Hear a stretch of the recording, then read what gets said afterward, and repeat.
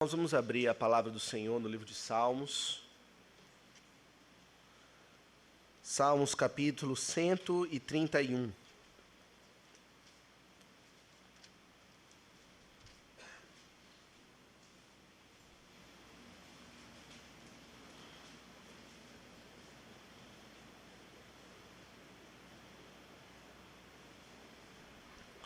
Salmos, livro de Salmos, Salmo número 131. Diz assim a palavra do Senhor: Cântico de romagem de Davi. Senhor, não é soberbo o meu coração, nem altivo o meu olhar. Não ando à procura de grandes coisas, nem de coisas maravilhosas demais para mim. Pelo contrário, fiz calar e sossegar a minha alma, como a criança desmamada se aquieta nos braços de sua mãe. Como essa criança é a minha alma para comigo. Espera, ó Israel, no Senhor, desde agora e para sempre. Amém.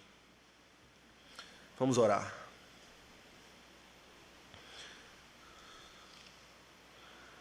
Santo Deus e Pai, Senhor, estamos diante da Tua palavra que o Senhor revelou a nós, com o propósito de nos guiar a toda a verdade, de nos conduzir por caminhos de retidão. E lhe pedimos, ó Pai, que o Senhor nessa noite, o Senhor opere no nosso meio, o lavar regenerador, santificador da Tua palavra. Que esse pequeno salmo faça grandes coisas nas nossas vidas.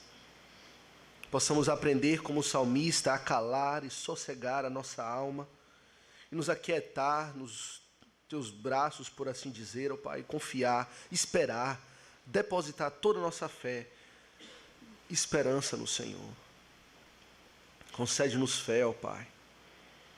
Cremos, mas ajuda na nossa falta de fé. Fortalece a nossa fé, para que possamos andar não pelo aquilo que vemos, mas por aquilo que não vemos, que é a Tua mão, guiando todas as coisas, cuidando do Teu povo, da Tua igreja, dos Teus servos. Ensina-nos, ó Pai, como crianças, confiar no Senhor. Peço que o Senhor abençoe a nossa congregação, nossa igreja, que ela seja conhecida nos céus, pela fidelidade à Tua vontade, pelo amor que temos pelo Senhor e uns para com os outros. Abençoa cada um aqui. Pedimos por todas as categorias de pessoas, ó Pai, aqueles que estão fracos, aqueles que estão sofrendo, carregando cruzes, carregando uma cruz de sofrimento que talvez não sabemos ou conhecemos, mas o Senhor sabe. Fortalece, dá esperança ao desesperado, força ao cansado. Como vimos nessa manhã, ó Pai, faz-nos voar como águias, com asas. Renova as nossas forças para que possamos caminhar sem cansar, perseverar até o fim. Que o Teu Evangelho é seguro em todas as coisas. O Senhor nos dá uma esperança firme, que possamos nos fortalecer no Senhor. Pedimos que o Senhor faça assim com as almas cansadas. Pessoas mais velhos, os mais novos, os jovens, os casais.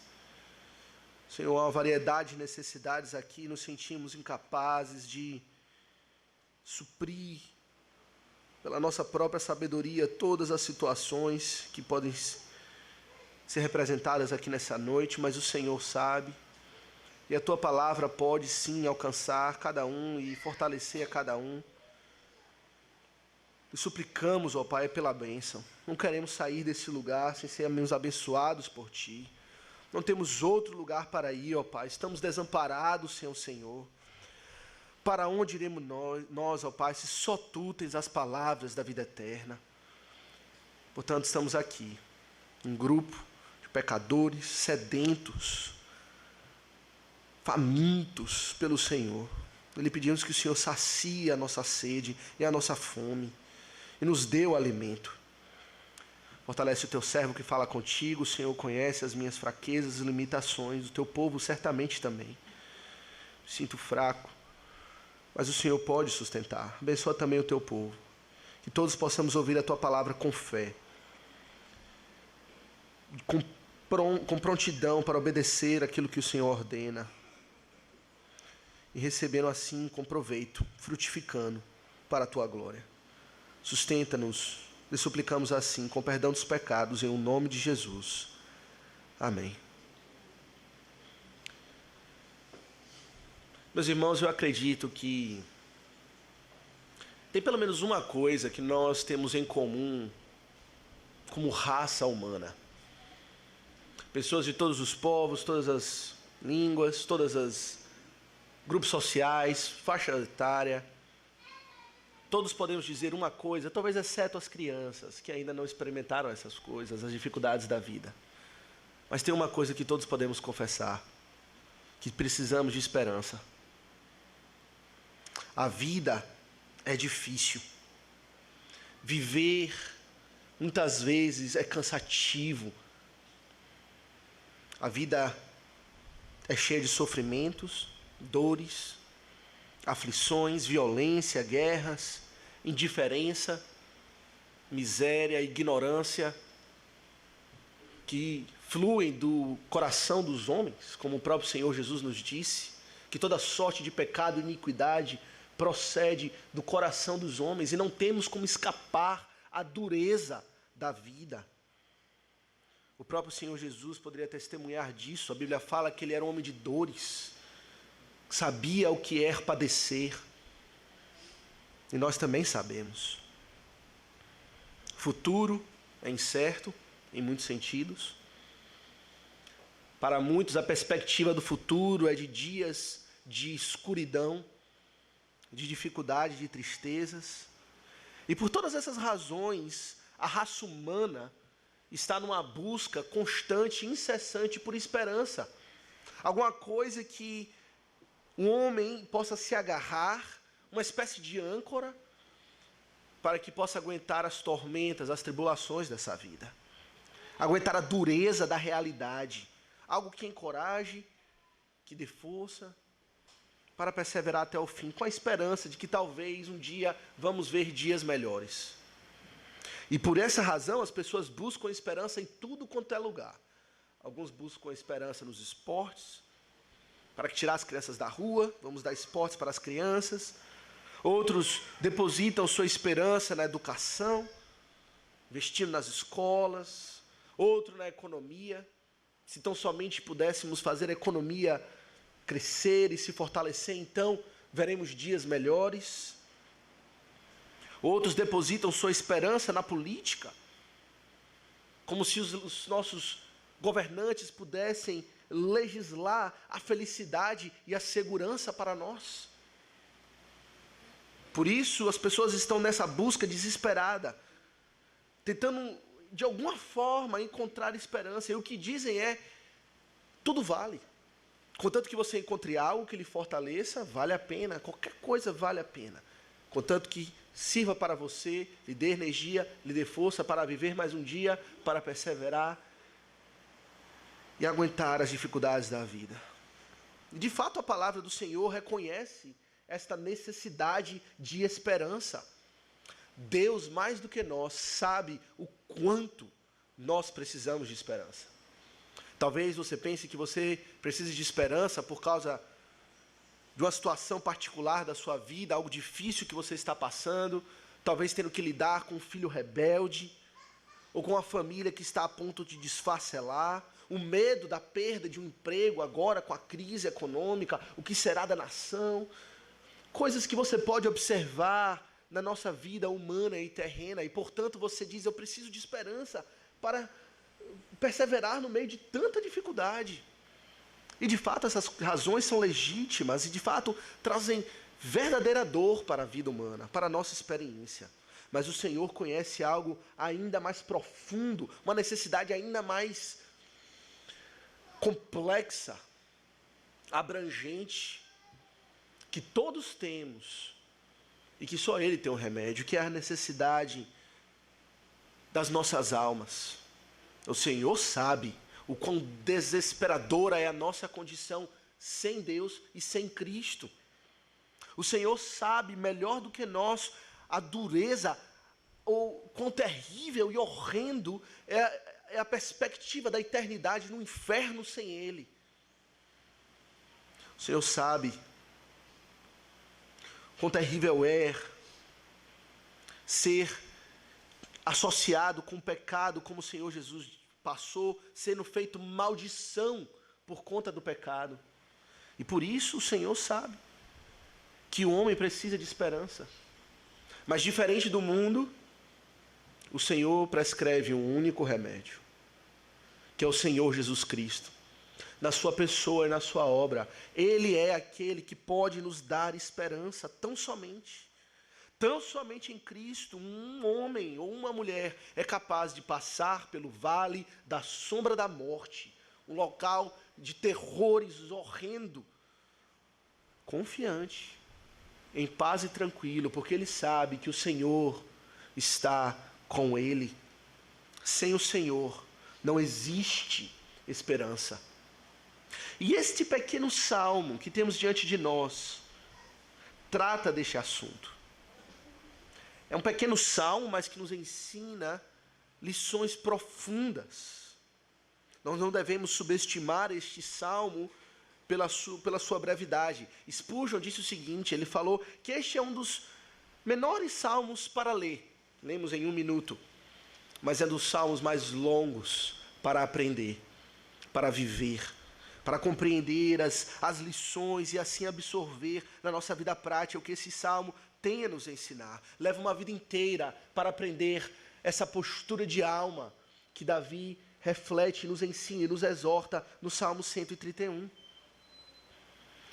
E nesse pequeno salmo, Davi, no verso 3, ele nos exorta a colocar a nossa esperança em Deus, a ter esperança no Senhor. Mas nos versos 1 e 2, ele não apenas nos exorta, mas ele nos dá uma ilustração, ele revela o seu próprio coração como modelo de alguém que tem esperança no Senhor. Como se tivéssemos a pergunta: o que significa ter esperança no Senhor na prática? Ele nos responde aqui nos versos 1 e 2. Então, se você precisa de esperança, e todos nós precisamos, queremos nessa noite considerar com Davi o que significa depositar a esperança em Deus em todos os momentos. Então, a primeira coisa que vemos nesse salmo, vamos considerá-lo de trás para frente, é no verso 3, essa exortação do salmista. Espera, ó Israel, no Senhor, desde agora e para sempre. É uma exortação que o salmista faz ao povo de Deus, ao Israel de Deus, sim, à igreja do Senhor, àqueles que são o alvo do pacto, da aliança com o Senhor, que estão num relacionamento com Deus. Davi os exorta: deposite a sua esperança, a sua confiança em Deus todos os dias, desde agora, começando por hoje e para sempre. Mas para que possamos obedecer essa exortação, precisamos compreender um pouco da teologia da esperança. E esse é o nosso primeiro ponto, uma teologia da esperança. O que significa ter esperança e, mais ainda, o que significa ter esperança em Deus? Bom, sabemos que ter esperança é cultivar um desejo de que algo que ainda está no futuro vire realidade. Uma esperança é ter uma antecipação no coração de que o futuro virá e trará coisas boas para a nossa vida. A esperança está sempre, então, olhando para frente, olhando para o futuro com essa perspectiva boa, uma certa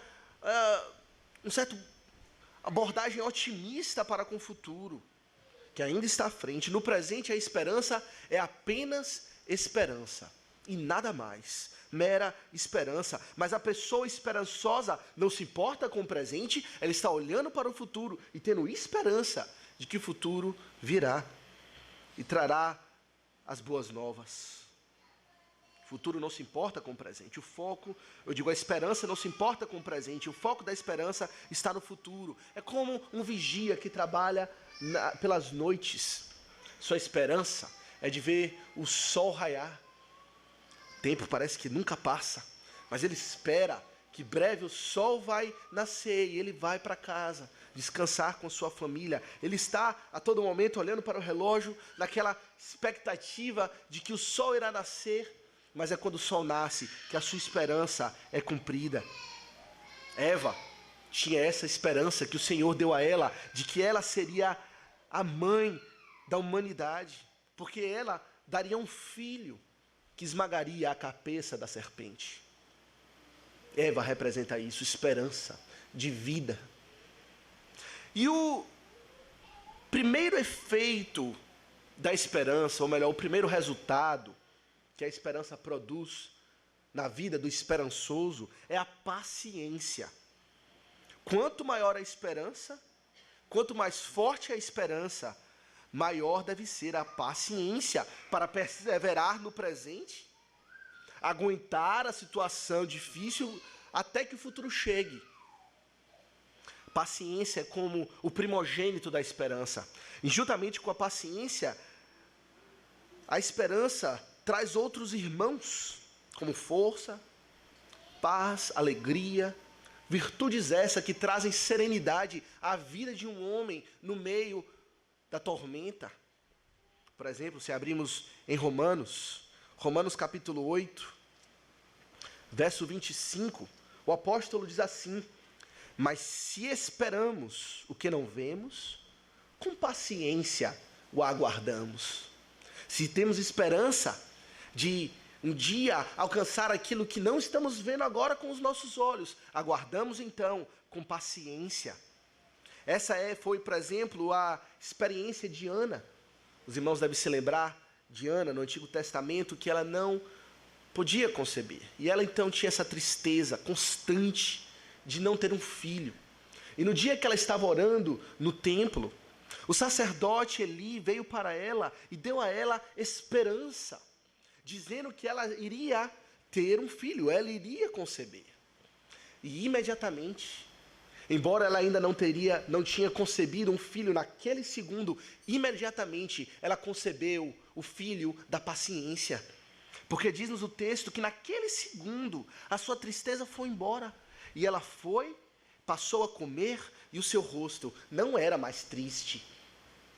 Ela teve um filho ali naquele segundo, o filho chamado Senhor Paciência, que deu a ela força, deu a ela coragem, deu a ela alegria, e no devido tempo, no futuro, o Senhor concebeu a ela um filho. E cumpriu a sua esperança. Agora, para a esperança, e esse já é o nosso terceiro aspecto da nossa teologia da esperança, para a esperança ser firme, para a esperança produzir os frutos que deve produzir de paciência, alegria e tudo mais, a esperança deve estar firmada em algo sólido, em algo que possa ter estabilidade. Uma esperança sem um fundamento geralmente não produz os frutos da paciência, da alegria e da paz. Pelo contrário, uma esperança sem fundamento produz agitação e ansiedade.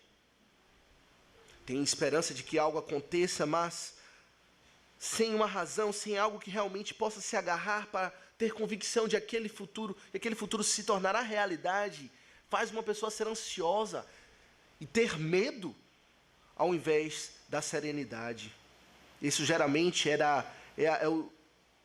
aquela medida desesperada que uma pessoa tem, onde diz que a esperança é a última que morre, a paciência já morreu, a alegria já morreu, a paz já ficou sepultada, mas aquela esperança que não tem nada com que se agarrar ainda está vivendo. Mas a esperança que somos exortados a ter nesta passagem é esperança no Senhor. E aqui está a grande diferença entre a esperança que o mundo tem, seja lá no que for, e a esperança do cristão. A esperança daquele que é servo do Senhor. Porque a nossa esperança não está naquilo que podemos tocar, ou apresentar racionalmente, ou ver. A nossa esperança está tão somente no Senhor. Qualquer outra coisa é meramente um desejo e não passa disso. Talvez você tenha esperança de ter um emprego melhor. Essa esperança está firmada no Senhor ou não? Não sei, é apenas um desejo que você tem muito forte e pode se concretizar, pode ou não. Você pode piorar. Você pode ter um emprego pior, ser demitido. É apenas um desejo. Mas quando esperamos naquilo que o Senhor fala, quando a nossa esperança está nele e na sua palavra, então temos firmeza do que o que ele falou, ele irá cumprir. Se ele nos diz que nós somos co-herdeiros com Cristo, herdeiros do Pai, certamente isso irá se cumprirá. Sentaremos com o trono no Senhor Jesus Cristo e governaremos todas as coisas, como diz a palavra. Se ele nos diz que teremos perdão de pecados, certamente o teremos. Se ele promete estar conosco no vale da sombra da morte, certamente ele estará. Podemos descansar nele e ter a certeza do que o que ele falou irá acontecer. O Senhor não falha. Assim é, então, a esperança bíblica. É uma esperança firme, sólida, que não vacila em nada, porque está firmado na rocha eterna, nas palavras do próprio Criador. Não é a esperança do mundo. Esperança de um horóscopo, de uma raspadinha, de uma notícia na televisão, do próprio esforço pessoal. A nossa esperança está no Senhor dos exércitos, aquele que tem todo o poder. Existem duas razões básicas pela qual a esperança no Senhor é firme em todas as coisas. A primeira dessas razões, que já demos dicas, são as promessas de Deus que encontramos na palavra. As promessas de Deus que encontramos na palavra é a razão pela qual temos esperança firme no Senhor. A palavra está cheia das promessas do Senhor, promessas de bênção para com o seu povo. Por exemplo, se olharmos no Salmo 130, Salmo anterior que estamos considerando, no finalzinho, vemos o salmista expor a esperança que ele tem na promessa do Senhor de redenção. Ele fala no verso 7, espere Israel no Senhor, pois no Senhor há misericórdia, nele copiosa redenção. É ele quem redime Israel de todas as suas iniquidades. A esperança que ele tinha no Senhor, que é perdoador. No Salmo 23, como já mencionamos, a esperança de Davi, ao passar pelo vale da sombra da morte, é que o Senhor estaria com ele. A promessa da presença constante do Deus que condescende e habita com seu povo. Mas existem muitas outras promessas na palavra do Senhor. Em 2 Coríntios capítulo 6, tem a promessa da adoção de filhos. Lucas 11, a promessa de que o Senhor responde à oração do seu povo. Em 1 Coríntios 10, temos a promessa de que o Senhor liberta o piedoso da tentação. 2 Coríntios 12, de que o Senhor concede graça para sustentar o seu povo nos momentos de dificuldade. Em Tiago 1, a promessa de que o Senhor recompensa a obediência do seu povo. Lucas 18, a promessa da vida eterna. E muitas outras promessas, podemos enumerar centenas delas, que o Senhor concede ao seu povo. E Deus não mente. Se Ele prometeu, Ele irá cumprir. Nós fazemos promessas, às vezes precipitadamente. Prometemos aos nossos filhos que vamos brincar com eles e de repente não podemos. Ou que vamos sair para tomar um sorvete e depois somos constrangidos porque não cumprimos as nossas palavras, não fazemos aquilo que prometemos. Mas Números 23 coloca o Senhor numa categoria diferente. Números 23, 19 diz que o Senhor não é homem para que minta, e nem filho do homem para que se arrependa. O Senhor promete, Ele cumpre. E Ele não prometeu coisas pequenas, meus irmãos. Ele não nos prometeu levar na esquina para tomarmos um sorvete. Ele nos prometeu a vida eterna, o seu próprio Filho e a sua palavra. As promessas do Senhor são a causa de não sermos consumidos. É aquilo que nos dá a esperança. O salmista, refletindo sobre isso, sobre a relação entre a palavra de Deus e a esperança, ele disse exatamente aquilo que estamos tentando dizer. Se você abrir, por exemplo, em Salmo 119, no verso 49, o salmista vai falar isso. Salmo 119, verso 49, ele diz o seguinte: lembra-te, Senhor, da promessa que fizeste ao teu servo, na qual me tens feito esperar. Tenho esperança no Senhor, firmado no quê? Na promessa que o Senhor fez, naquilo que o Senhor falou para o teu servo. O Senhor fez promessas a Davi, promessas de graça do Evangelho, na qual ele edificaria uma casa para Davi eterna, na qual jamais faltaria alguém para se assentar no trono. Promessa do próprio Cristo, é o que Davi fala aqui, e que Davi esperava, com ansiedade de alma, uma ansiedade santa, de que aquela promessa se cumprisse. É na palavra do Senhor que nós temos esperança. Existe uma implicação prática para nós, povo de Deus, dessa verdade. A implicação é o seguinte: nós não temos esperança naquilo que o Senhor não prometeu.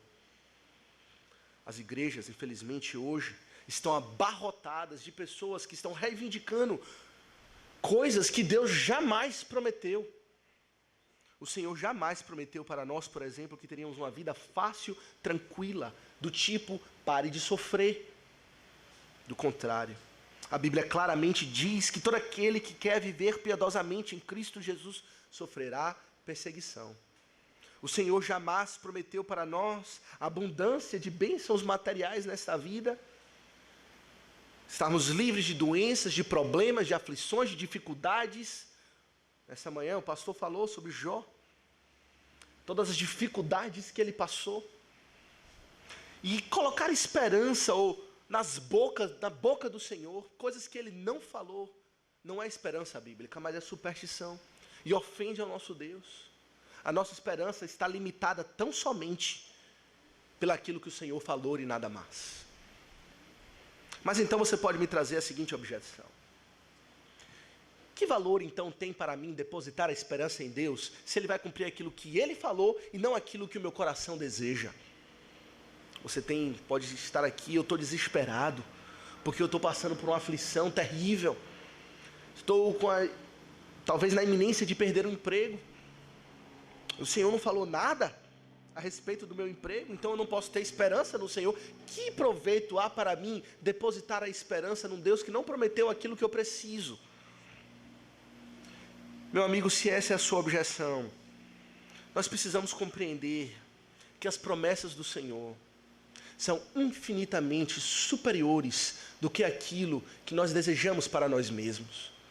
Talvez no seu sofrimento agora, o seu problema e a sua luta parece uma montanha intransponível, algo que você não consegue enxergar o que está além. Mas as promessas do Senhor são infinitamente superiores. E a nossa oração deve ser para que o Senhor conforme nosso coração à vontade dEle. É isso que o salmista ora, por exemplo, no Salmo 37. Salmo 37, verso 4 e 5. O salmista diz o seguinte: agrada-te do Senhor, e Ele satisfará os desejos do teu coração. Entrega o teu caminho ao Senhor, confia nele, e o mais Ele fará. Em outras palavras, esqueça os seus desejos, esqueça os seus planos, esqueça os seus caminhos, entregue-se a Deus, conforme a sua vontade, as suas afeições, as suas emoções, desejos, a Ele, e o mais Ele fará. Então, embora a palavra não promete para nós riquezas, saúde, prosperidade, o Senhor nos diz que se buscarmos o reino de Deus e a sua justiça em primeiro lugar, todas as demais coisas serão acrescentadas, porque Ele é o nosso Pai, sabe do que precisamos, sabe do que temos necessidade e cuida de nós. Esperança bíblica é aquela que reconhece que o Senhor sabe o que é melhor para nós, mais do que nós mesmos. Os nossos filhos às vezes desejam coisas que não é boa para eles. E temos que negar. Ou que pelas circunstâncias não queremos dar naquele momento. Mas devemos dizer como Jó: o Senhor deu, o Senhor tomou. Bendito seja o nome do Senhor. Porque o que trazia satisfação a Jó era o desejo de que um dia os seus olhos viriam a Deus, o seu Salvador e o seu Redentor. Uma segunda razão pela qual as promessas de Deus são inabaláveis, a primeira sendo as promessas do Senhor, a segunda é a própria pessoa e obra do Senhor Jesus Cristo. O Senhor Jesus Cristo é o cumprimento, na sua essência, de todas as promessas de Deus. O apóstolo Paulo, em 2 Coríntios 1:20, disse que todas as promessas de Deus, todas elas, as centenas que temos na palavra, encontram em Cristo o sim e o amém. Ele é a confirmação de todas as coisas. Na sua morte, na sua ressurreição, temos nele a garantia de que o Senhor irá cumprir a sua palavra. Romanos 8, novamente, capítulo riquíssimo da palavra. Romanos 8:32. O apóstolo fala um pouco sobre isso. Romanos 8:32, o apóstolo Paulo fala o seguinte: aquele que não poupou o seu próprio filho, antes por nós, todos nós, o entregou, porventura não nos dará graciosamente com ele todas as coisas? Ele não poupou o seu próprio filho, mas o entregou na cruz. Ele não irá cumprir todas as suas promessas em abundância? Diz o apóstolo: é claro que sim. Uma pergunta retórica que ele coloca para nós. É como se as promessas do Senhor, compreenda essa ilustração, fossem como uma semente de uma planta frutífera. Dentro daquela semente existe a promessa do fruto. Porém, a semente em si, se não for plantada, jamais dará o fruto. Quando começamos a cultivar um jardim na nossa casa, nós compramos pacotinhos de sementes e alguns foram plantadas e de fato deram fruto, porém outros ficaram na minha gaveta. Toda vez que abria a gaveta eu via aquele pacotinho com um rótulo, e no rótulo o desenho de uma planta frutífera, bonita, mas a semente estava ali dentro ainda. A esperança ainda estava enterrada dentro da semente. E para que aquela semente desse fruto, era necessário que aquela semente fosse enterrada. Que aquela semente fosse, por assim dizer, sepultada. Que aquela semente morresse. Assim é com as promessas do Senhor. É necessário que o Filho morra. Foi necessário que o Cristo pagasse os nossos pecados, sofresse as penas da cruz e da lei, para que as promessas germinassem e brotassem e frutificassem. Por isso precisamos de Cristo. Por isso Ele é o centro de todas as coisas. Por isso nele as promessas de Deus têm o sim e o amém. A não ser que Cristo morra, nós não temos a esperança. Meus amigos, o Evangelho, Cristo morreu. Pelo Evangelho sabemos que Cristo não só morreu, mas Ele conquistou a morte e o inferno. Ele ressuscitou, Ele ascendeu aos céus, está sentado à direita do Pai. E Ele neste momento intercede por nós. Ele vive para isso, como lemos em Hebreus, para interceder pelo seu povo. Se temos esperança no Senhor, temos a esperança firme em todas as coisas, porque ela é selada com o sangue do Cordeiro. Onde podemos encontrar tal esperança? Onde podemos encontrar algo semelhante? Aqueles que estão unidos pela fé em Cristo têm o seu Pai como Deus, aquele que irá cumprir o que falou, aquele que não desaponta, aquele que não nos deixa sós, que não mente para nós. Mas Deus é o nosso Pai, Pai Celestial, que cuida de nós. E Cristo não é somente aquele que é necessário para o cumprimento das promessas. Não é o instrumento pelo qual as promessas vão vir, mas Cristo é em si mesmo a própria promessa. Aquilo que desejamos ardentemente como crentes é o próprio Cristo. Ele é a maior de todas as promessas. Ter a esperança de um dia estar nos céus, num casamento consumado com o Senhor Jesus Cristo, é a maior esperança que um homem pode ter. É isso que o apóstolo Paulo fala em Colossenses capítulo 1, verso 27, ele fala, no finalzinho: Qual é a esperança da glória? Ou a gloriosa esperança? Que é Cristo em vós. Cristo em vós, diz o apóstolo Paulo, é a gloriosa esperança, a esperança da glória. A maior de todas elas é ter Cristo. É essa a esperança que você tem. Todos nós precisamos de esperança. Quando você olha para o futuro, quando você olha para as dificuldades do dia a dia, é Cristo o seu fortalecimento. O seu maior desejo é estar com Cristo. É essa a sua esperança? É isso que você deseja ardentemente? Ou você ainda está esperando, ou depositando sua esperança em outras coisas? Na política, na economia, nos seus próprios méritos, na sua própria força, na sua própria capacidade, de que você é uma pessoa boazinha, ou seja lá o que for.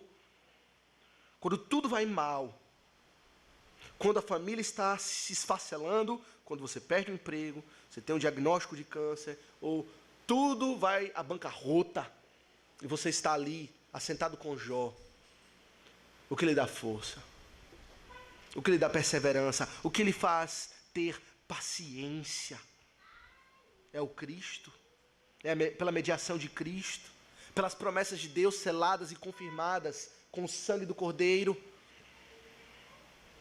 Essas palavras do Senhor e as suas promessas, centralizadas em Cristo Jesus, nessa vida, não lhe trazem esperança.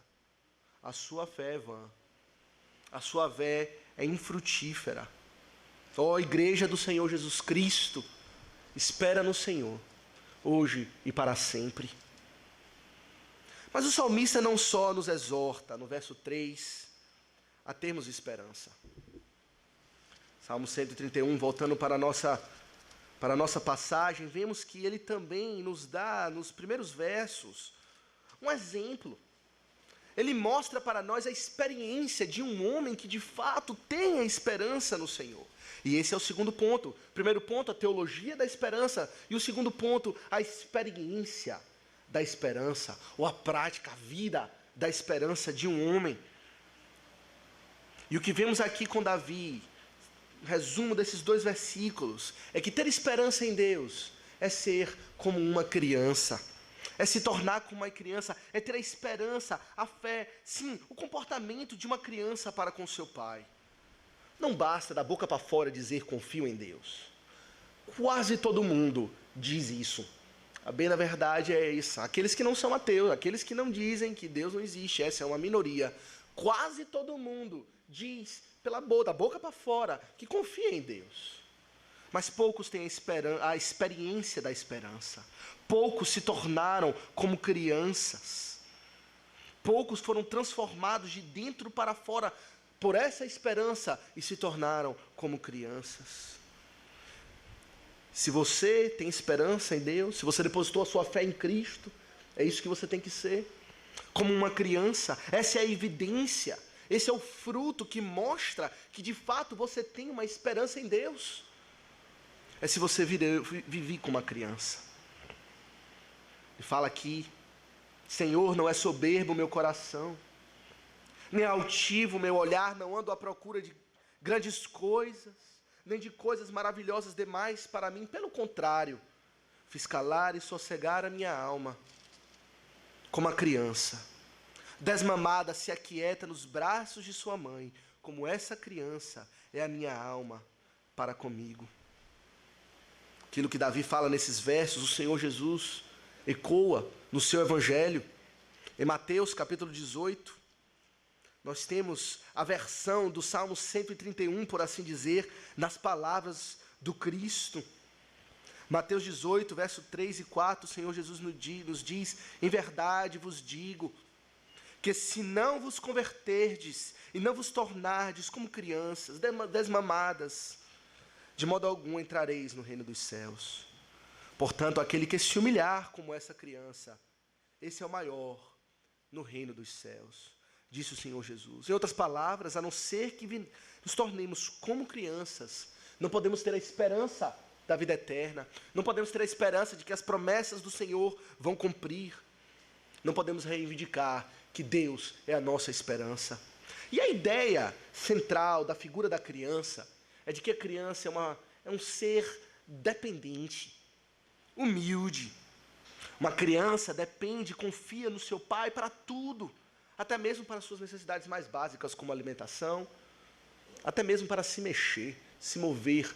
Um bebezinho depende dos seus pais. Interessante notar que quão diferente é a dependência das crianças quando olhamos para o reino animal e dos filhotes dos animais. Alguns filhotes já nascem tendo que lutar pela sua própria vida. Aqueles que já foram no Praia do Forte, no Projeto Tamar, já viram isso.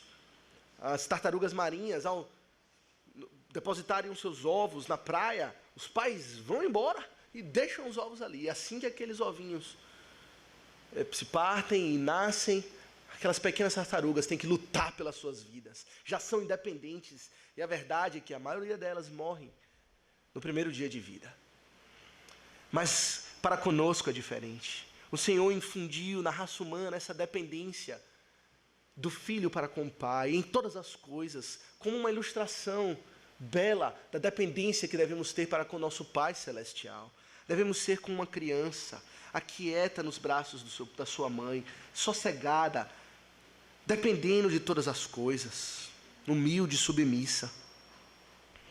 E mais particularmente, o que no verso 1 o salmista apresenta é a figura da humildade, da dependência humilde.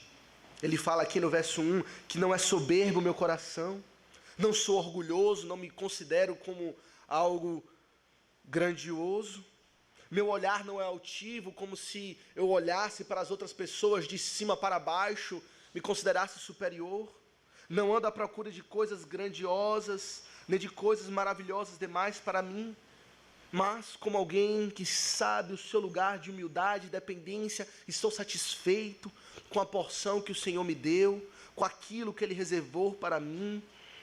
Tudo isso são figuras de humildade, expressões de alguém que tem um conceito de si mesmo baixo, quando considera a sua natureza em relação ao Deus dos céus e até mesmo do próximo. E essa é a primeira lição que alguém deve aprender na escola da graça, é a lição da humildade. Se não me engano, foi Agostinho que disse que as 3 maiores virtudes de um cristão são, em primeiro lugar, humildade, em segundo lugar, humildade, em terceiro lugar, humildade. E por que a humildade é tão importante para a esperança em Deus? Bom, em primeiro lugar, a humildade é importante porque revela que a sua fé ou a sua esperança está misturada com arrependimento. Muitos dizem ter fé, muitos dizem crer, mas poucos confessam terem verdadeiramente se arrependido dos seus pecados. Humildade revela que você entende quem você realmente é, que você não é uma estátua de mármore representando a glória humana, mas que você é pó. Que você veio do pó e para o pó voltará. Você reconhece a sua estrutura quando você é humilde. Embora o Senhor tenha nos criado a sua própria imagem, aquele que é humilde sabe que naquele momento, naquela circunstância, a imagem de Deus em nós foi corrompida. Como um castelo grandioso que pegou fogo e está às ruínas, assim é a nossa natureza. E o humilde reconhece isso. Então, quando nos aproximamos de Deus, nos aproximamos com essa humildade, em submissão e gratidão, reconhecemos que não merecemos sequer uma gota de esperança. Reconhecemos com esta humildade, aqui do verso 1, de que merecemos o desespero, a desesperança, de sermos lançados no mar e abandonados para nadar sozinho. Mas o Senhor nos dá muito mais do que uma gota de esperança. Ele nos dá o seu próprio Filho. E tudo isso é imerecido, tudo é graça, reconhece a fé, reconhece a esperança no Senhor, tudo é imerecido, tudo é um presente de Deus. Não mereço nada. Uma pessoa que tem essa esperança assim não confia na sua própria força. Eles não confiam na sua própria capacidade, mas depositam tudo em Deus. Esperança bíblica é desprovida de qualquer noção de um mérito próprio, de que você recebe algo pelo esforço do seu braço, mas a esperança é completa em Deus, total em Deus. Por isso a necessidade da humildade. Tudo vem de Deus, tudo é para Deus, tudo é por Cristo e para Cristo. Mas a humildade também é importante, porque uma humildade caracteriza a esperança bíblica, não centrada na pessoa ou em si mesmo, mas centrada em Deus e no próximo. Aquele que tem uma esperança bíblica, humilde, busca sobretudo, ou sua esperança sobretudo está em Deus e na sua glória, e não na sua própria glória, e no seu próprio desejo. O humilde e soberbo, ele quer a sua própria exaltação. A sua esperança é de que o seu nome seja afamado, que a sua reputação seja conhecida. Mas o humilde regozija-se na glória do Senhor, em ver o seu reino sendo proclamado, em ver o Cristo sendo anunciado entre as nações. É isso que lhe satisfaz. Por exemplo, veja Paulo em Romanos capítulo 5. Romanos capítulo 5, versos 2 e 5, o apóstolo reflete justamente esse tipo de esperança. Humilde, que busca o Senhor antes de buscar a si mesmo. Romanos capítulo 5.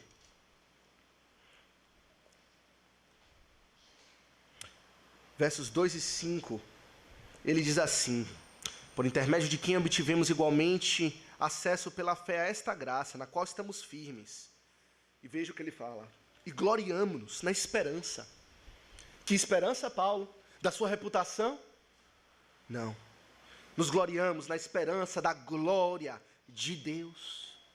A sua esperança está em Deus, não em si mesmo. Não ver os seus problemas pessoais serem resolvidos, mas em ver Deus ser glorificado, até mesmo no meio da aflição. E por isso ele poderia continuar dizendo, veja o que ele fala. E não somente isso, mas também nos gloriamos nas próprias tribulações, sabendo que a tribulação produz perseverança, e a perseverança, experiência, e a experiência, esperança. A esperança de Paulo, centrada em Deus, permitia a ele se regozijar na tribulação. E não repreender a tribulação, não aceito ou rejeito, mas se gloriar na tribulação. Porque a tribulação, no final de tudo, produz esperança. Esperança na glória de Deus. É centrada em Deus e centrada no próximo. Meus irmãos, nós sabemos o risco que temos de falhar neste ponto. Verso 1 do Salmo 181. Poucos de nós podemos falar em verdade este salmo, porque o nosso coração ele é naturalmente soberbo. O nosso coração tem a tendência natural de se exaltar, de buscar o próprio interesse, de buscar a própria reputação. Quantos de nós, talvez quase que diariamente, não se envolve em se justificar, em se defender o tempo todo e às vezes com ira? Quantos de nós não levanta a voz para com alguém próximo, às vezes até uma esposa, um filho, um amigo, para justificar a si mesmo? Devemos lembrar de Cristo, o perfeito modelo de esperança humilde, que diante dos seus acusadores não falou palavra, permaneceu em silêncio, numa esperança humilde no Senhor, no seu Pai, que é justo juiz. Ele é o perfeito exemplo, porque ele não necessita de humildade. Ele é o próprio Rei da Glória, mas ele deixou exemplo para nós, para imitá-lo, para segui-lo, porque ele é o Rei, mas nós somos pó. E devemos ter assim como o Senhor Jesus, esvaziar a nós mesmos, remover todo o orgulho e toda a soberba, e esperar no Senhor, com um coração sincero e humilde na sua presença. Mas no verso 2 o salmista nos dá uma outra ilustração. No verso 1 a ilustração é da humildade. E no verso 2, quando ele de fato traz a figura da criança, o ponto aqui é de que a esperança, ela não é somente humilde, mas ela também produz os frutos da quietude, do sossego, da calma perante o Senhor. Veja o que ele fala: pelo contrário, não sou soberbo, mas pelo contrário fiz calar e sossegar a minha alma.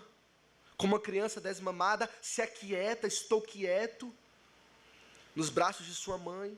Como essa criança é a minha alma para comigo, em relação para com Deus. Calma, quieta, sossegada. É a figura de uma criança desmamada, satisfeita, Assim é a nossa fé, deve ser a nossa esperança. E essa figura de quietude e sossego nos braços da mãe traz consigo várias aplicações. A primeira é a aplicação da satisfação. Uma criança faminta, nervosa, é uma criança insatisfeita. Mas uma criança que foi cuidada pela sua mãe, alimentada e desmamada no seu tempo, é uma criança satisfeita. Recebeu aquilo que precisava e descansa nos braços da sua mãe. Assim é a esperança bíblica. Ela satisfaz, ela produz satisfação. Aqueles que têm esperança em Deus estão satisfeitos nele. O ministro do Evangelho, por exemplo, deve se satisfazer com a esperança de que a igreja triunfará sobre as portas do inferno. Um pecador deve se satisfazer, estar calmo, satisfeito com a esperança do perdão de pecados, completa em Cristo Jesus. Alguém com alguma deficiência física deve estar satisfeito com a esperança da ressurreição dos mortos, de que o Senhor nos dará corpos novos e perfeitos. Um crente andando pela fé deve estar satisfeito com a esperança de que um dia contemplará a Deus face a face, na glória do Filho, nos céus. É isso que Davi fala, por exemplo, no Salmo 17, verso 5, ele revela a sua esperança e a sua satisfação. Salmo 17, verso 15, último verso do Salmo, ele fala: eu, porém, na justiça contemplarei a tua face, quando acordar, eu me satisfarei com a tua semelhança. Aquilo que me satisfaz é a esperança de ver o Senhor face a face, estar com Ele. Meus irmãos, é isso que lhe satisfaz. O Evangelho é suficiente para você, é a sua satisfação. Como o apóstolo Paulo ouviu do Senhor a orar para a retirada dos espinhos e das tribulações, você pode dizer: a minha graça, a graça do Senhor, me basta, me satisfaz, é suficiente, é isto que eu preciso. Tire de mim o mundo, tire os meus filhos, o meu emprego, minha saúde, mas não tire o meu Cristo. É isso que traz satisfação ao seu coração. Segunda aplicação aqui dessa imagem da criança calma, não é apenas a aplicação da satisfação, mas também a aplicação da segurança, da imagem da segurança. Uma criança nos braços da sua mãe sente-se segura, protegida, cuidada, acolhida. Eu me lembro quando eu era uma criança, eu acredito que todas as crianças passaram por isso, ou quase todas. Eu me perdi de minha mãe no supermercado. Eu não me lembro dos detalhes, mas eu me lembro claramente de passar pela minha mente pensamentos de desespero. O que vai acontecer de mim? O meu futuro se acabou. Estou abandonado. Estou só no mundo, na vida. Aquele desespero, aquela aflição. E minha mãe estava apenas no corredor do lado. Em 10 segundos eu me reuni à minha mãe. E o sentimento de alívio. O sentimento de segurança novamente. Que mamãe está ali. Assim deve ser a esperança em Deus. Quando tudo parece perigoso, quando as circunstâncias parecem ser desesperadoras, quando os nossos pecados se amontoam como montanhas diante de nós e nos amedrontam, podemos saber que o Senhor está ali, que a nossa alma está calma, segura, como que nos braços de uma mãe, estamos nos braços do nosso Pai. O salmista passou por esse problema, de se perder de Deus, por assim dizer, e de se encontrar em desespero. No Salmo 42, ele relata isso, salmo conhecido de nós. Ele fala no final, verso 11, porque estás abatida, ó minha alma, porque te perturbas dentro em mim, porque esse medo, porque essa falta de segurança, ó minha alma, mas ele prega para si mesmo, e traz à memória aquilo que lhe pode dar esperança. Ele fala: espera em Deus, pois ainda o louvarei, a Ele meu auxílio, e Deus meu. Deus é minha segurança. Devemos fazer como salmista e pregar para nós mesmos, falar com a nossa alma, que Deus está ali, e Ele é a nossa segurança. E, meus irmãos, assim é o Evangelho. O Evangelho é seguro em todas as coisas. Aqueles que creem em Cristo, nada pode nos arrebatar das mãos do Filho. nem morte, nem a vida, nem nudez, nem espada, nem fome, nada nos separará do amor de Deus que está em Cristo Jesus, diz o apóstolo Paulo. Nada pode nos arrancar das suas mãos. É uma esperança segura, produz segurança, estabilidade, firmeza, não está sujeito aos intempéries da vida. Mas também temos aqui outra aplicação. Não somente a aplicação da satisfação e da segurança, mas também a figura da submissão. Uma criança quieta deste jeito para com sua mãe, se submete às instruções e comandos da mãe. Se a mãe diz, dorme, dorme. Vai para lá, a criança vai e obedece à mãe. Assim é a esperança bíblica. Aqueles que confiam em Deus com a fé de uma criança, obedecem ao Pai. Se submetem aos propósitos do Pai. Se submetem aos métodos do Pai, ao seu comando, às suas ordens. De outra forma, Deus não é a sua esperança. Se Deus fala uma coisa e você faz outra, você confia mais no si mesmo, no seu julgamento, no seu discernimento do que no discernimento de Deus. E Deus não é a sua esperança. Na desobediência nós temos a desesperança e não a esperança. Assim deve ser conosco. Devemos nos submeter a Deus, ao seu poder, aos seus planos, aos seus métodos, e não confiar em nós. Devemos falar, como lemos em Atos: Senhor, o que queres que eu faça? Estar pronto para se submeter a Ele, fazer a sua vontade, reconhecer que Ele é o Criador e nós somos a criatura, reconhecer que Ele é o Pai e nós somos os filhos, reconhecer que Ele sabe o que é bom para nós e nos submeter como crianças. Ter esperança submissa, aguardando no Senhor. Lamentações, capítulo 3, verso 26. Temos o profeta falando um pouco sobre isso, sobre essa esperança submissa a Deus. Lamentações 3, 26, o profeta diz o seguinte: bom é aguardar a salvação do Senhor, e isso em silêncio. Bom é aguardar a salvação do Senhor, ter esperança nele, de que Ele irá cumprir aquilo que prometeu, e isso em silêncio, não trazendo seus próprios arrazoados, não trazendo suas próprias ideias, mas confiando de que Deus sabe, guardando o silêncio diante dele. A figura aqui do silêncio está em oposição ao argumento, aquele que é argumentativo, aquele que discorda, mas o silêncio diz: eu concordo. O Senhor falou, eu me calo e faço aquilo que Ele disse. Meus irmãos, essa é a esperança que dá verdadeira paz ao coração do homem. A esperança que produz paciência, e com a paciência, força, alegria e paz, é essa esperança. Toda outra esperança é vã. Toda outra esperança, em última instância, se mostrará vã e fútil, e não produz aquilo que precisamos. A esperança que precisamos está na pessoa e na obra de Cristo.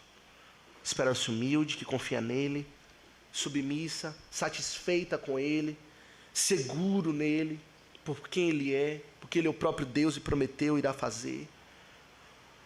É uma esperança que transcende esta vida e vai para a eternidade a que temos. Essa é a esperança que você tem?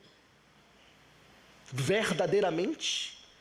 Essa é a esperança que você professa, talvez, mas é essa esperança que lhe traz consolação no dia da angústia, no dia da aflição. Você pode dizer como salmista: deito e logo pego no sono, porque só Tu, Senhor, só Tu me fazes repousar seguro, calmo e tranquilo nele. A única esperança para a nossa geração, para qualquer geração, está no Senhor, nas suas promessas, as fiéis promessas prometidas a Davi e cumpridas pelo Senhor Jesus Cristo. Que o Senhor tenha misericórdia de nós e nos encha de esperança. Vamos orar. Pai, te damos graças por esse pequenino salmo. E lhe pedimos que o Senhor nos ajude a viver. É tão difícil, ó Pai, largar as nossas as nossas seguranças carnais. É tão difícil dizer eu não confio em mim mesmo, mas confio no Senhor. É tão difícil ter a nossa soberba abatida e andar no vale da sombra da morte em paz. Pedimos que o Senhor nos dê fé. Fé é dom de Deus. Não podemos achar em nenhum outro lugar que não no Senhor. Então, Senhor, concede-nos essa fé. Faz-nos como crianças que confiam no Pai em todas as coisas, submissas, satisfeitas, seguras em Ti, humildes, reconhecendo quem somos, que somos pó, e ao pó voltaremos. Pai, nos abençoa. Vivemos dias de desesperança, dias de calamidade, nas nossas vidas particulares, naquilo que nos acontece, naquilo que acontece a nós como igreja, como nação até. As pessoas estão desesperadas, mas perdidas também. Mas nós fomos achados pelo Senhor, achados pela Tua palavra, pelo Teu Evangelho, pela promessa de Cristo.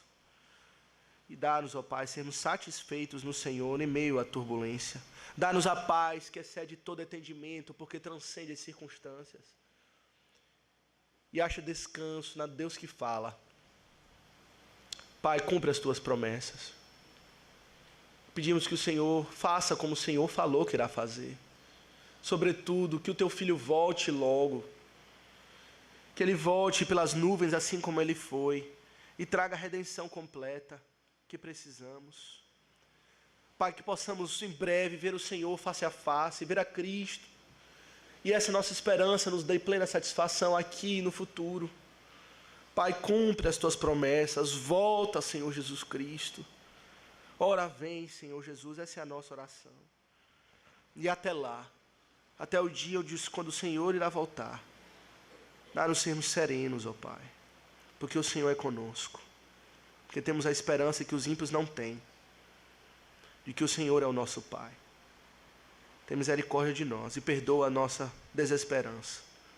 Assim lhe suplicamos em nome de Jesus. Amém. Meus irmãos, vamos ficar de pé e cantar o Salmo 131. Salmo esse que consideramos na mensagem.